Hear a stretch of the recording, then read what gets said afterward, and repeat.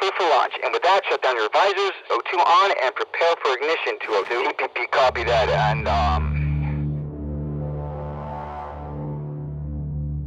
Hey, Mr. Rueschhoff here.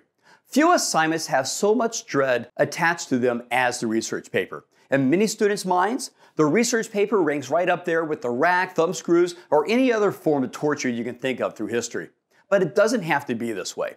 In this lesson, I'm going to go over the steps that you should be following in producing a research paper. So first of all, what are the steps? What's the first step? So obviously, it's selecting a topic, right?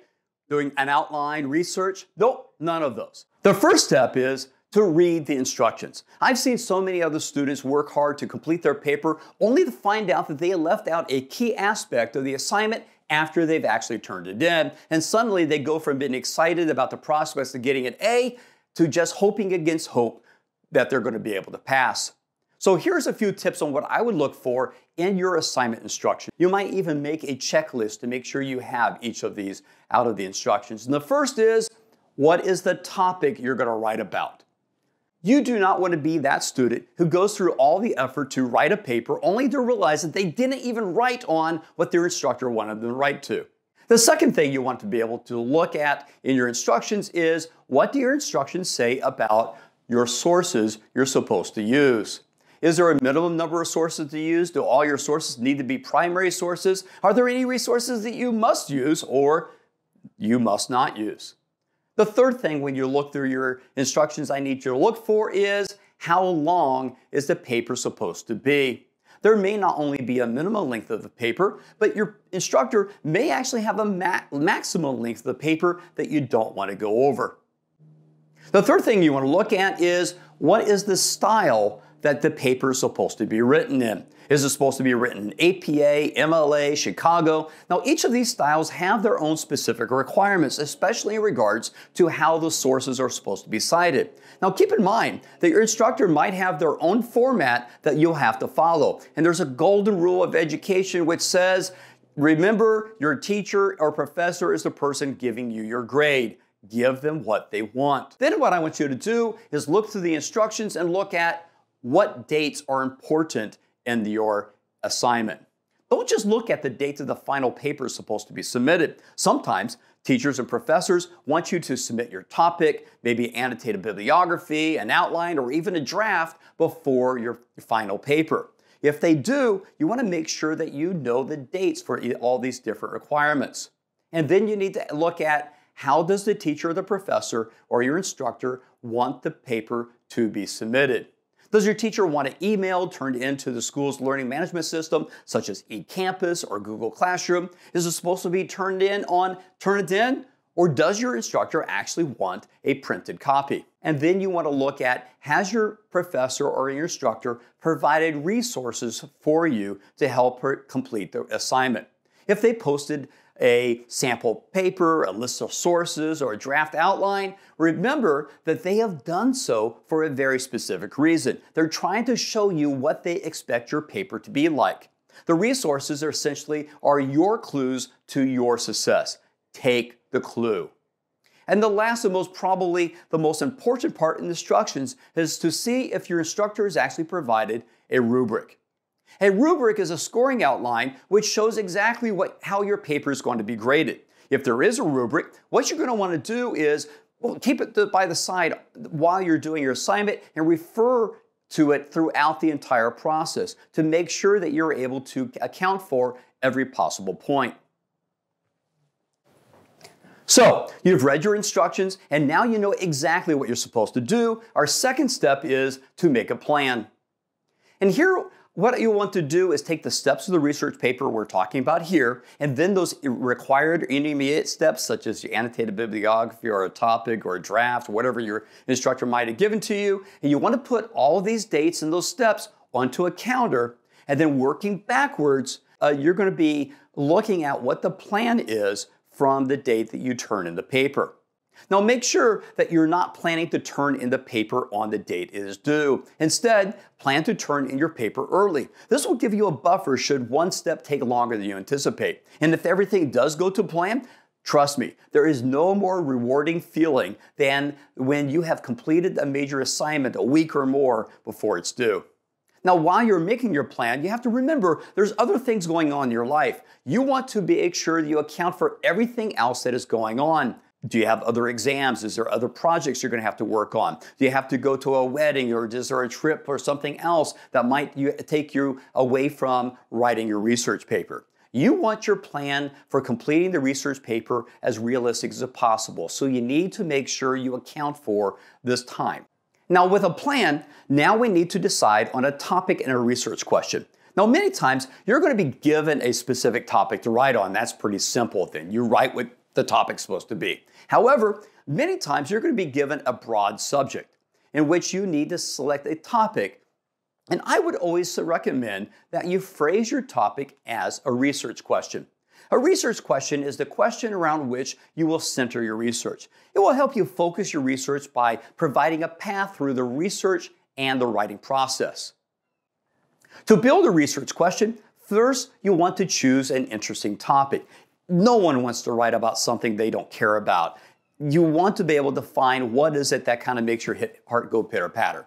Now, you might need to do some initial research to find something that piques your interest. A quick way to do this is to go through maybe encyclopedia or even Wikipedia. And probably every teacher you've ever had has told you that Wikipedia is wicked, it's evil, and your eyes will fall out if you ever use it in a research paper, so let me explain. When you're trying to get an initial background knowledge of your topic, Wikipedia is fine to use. Now, by reading some general information about your possible options, Wikipedia can help you find a topic that is of interest of you. It will help you provide background information about your topic, and it will give you some ideas on how you may further pursue examining your topic. However, we are not going to use anything from Wikipedia in our actual paper. Essentially, what I'm saying is, it's fine to start our paper with Wikipedia. You never want to end it with Wikipedia. Now, a good research question should be clear, focused, and a question that cannot be answerable by a simple yes or no, or just by you listing some simple facts. If your question starts with why or how, you are probably on the right track. For example, if I was given an assignment to write a research paper on a topic in education, as a high school teacher, I might come up with a research question of how effective is homework in preparing high schoolers for college. This is a research question that fits the assignment I was given. I'm interested in the subject, it's clear, and is focused on a specific topic. I'm not trying to write on everything possible related to homework. Now, after you have your topic and research question, there's a lot of people you'll find suggest that the next step is to begin your research. However, I recommend you do one more thing before that, however. And that is, I recommend that you make an initial rough outline. Now, this outline will go through many changes by the time you write your paper, but it will help guide your research. To create the initial outline, take your research question, and you're going to brainstorm on all those things you already know about your topic, and then start looking at what are the other questions that are needed to answer your research question. There certainly are other questions we could ask, but this should give you an idea of what I'm talking about. Now, at this point, now we have the beginning of an outline that we can continue to revise as we research our topic, but most important, we have some questions that will help guide that research. We know what questions we're looking for. And speaking of research, this is our next step. Now we will begin to search for sources that will help answer our research question and are connected to our initial rough outline. Now, as you do your research, you will continue to revise your outline as you go. Now, finally, you will come to the point through your research that you have enough information that you're going to be able to develop a thesis statement for your paper. A thesis statement is usually a one-sentence statement that expresses the main idea of your paper. Essentially, this is the answer to your overall research question. Now, before we begin writing, you'll want to organize the information you have from your research and formalize your outline. That is what you will actually use to guide your writing. Now, ideally, while you're conducting your research, you've been tweaking your initial outline based upon what you found. Now, you will arrange that information into an order that best flows to make it easy for your reader to understand your topic and, most importantly, explain your thesis statement. As you finalize your outline, think about what the points you want to make that support your thesis statement. Then, look at what are the best sources that you've discovered that support these points. By the way, these points will probably lead you to the topic sentences of your paragraphs. Now, we get to the step that you might be dreading, where you write your paper. Here's a few tips that makes my own writing easier. First of all, writer's block can be real. For some reason, I struggle with writing the introduction of any paper I write. So quite frankly, I skip it and I come back to it later. Remember, an introduction only has to be at the beginning of the paper. It doesn't have to be at the beginning of my writing process. In fact, sometimes I might actually begin with a section in the middle of the paper if I already have a good sense of what I want to say about that section. By doing so, I'm getting the words flowing, and sometimes that's actually the hardest part. Second, remember that the first draft of a paper is called a rough draft for a reason. It's supposed to be ugly. While you're writing your rough draft, don't worry about having the perfect word choice, that everything is spelled correctly, or even that you're using proper grammar. You will come back and fix all that later. At this point, you want to get the basic ideas of your paper down on paper.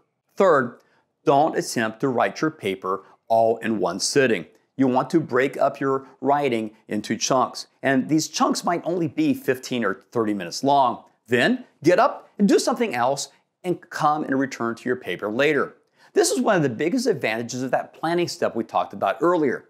It prevents you from having to write your paper all at once the night before your paper is due because you have now planned the time into your schedule. The fourth tip I have for you is use simple language. I've seen several students write research papers attempting to write in a way that sounds smart. This usually results in their spending more time writing a paragraph that is, quite frankly, completely incomprehensible. Here's what you do. You think to yourself, what are you trying to say? And you write that. And fifth, be sure to cite your sources as you write. The citations don't have to be perfect at this point, but you want to make sure that you do not inadvertently skip a citation, which might open you up to a plagiarism charge, and no one wants that. Now, once you've done with the rough draft, now you revise your paper. This is where we're going to check our grammar and spelling, right? Wrong. That's proofreading.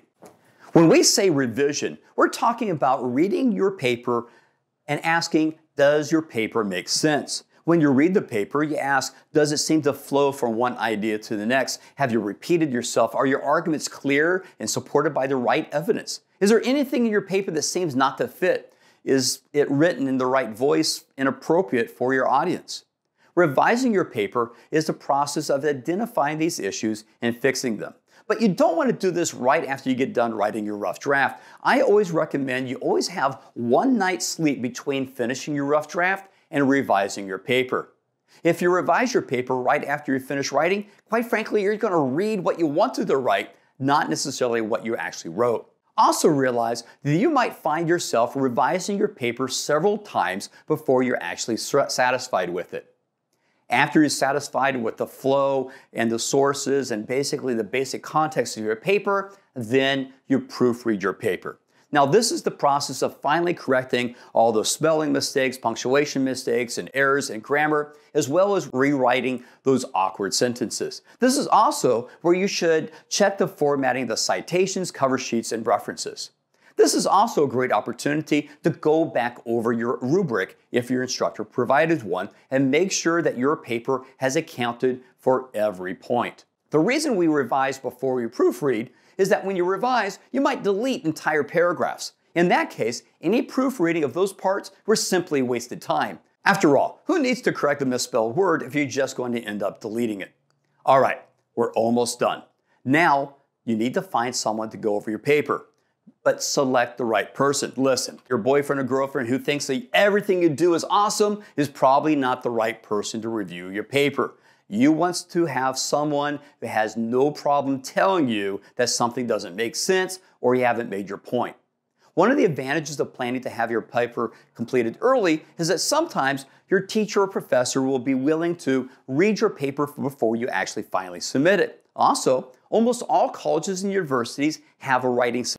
These places are wonderful and are staffed with knowledgeable people who can be great help. In fact, writing centers can assist you actually throughout the entire project. And then there's the last step, which should be the most satisfying. It also should be the easiest. It is when you submit your paper. Go back and make sure those notes that you took when you're reading the instructions, make sure you know how to submit it, and you submit your paper, and congratulations, you're done.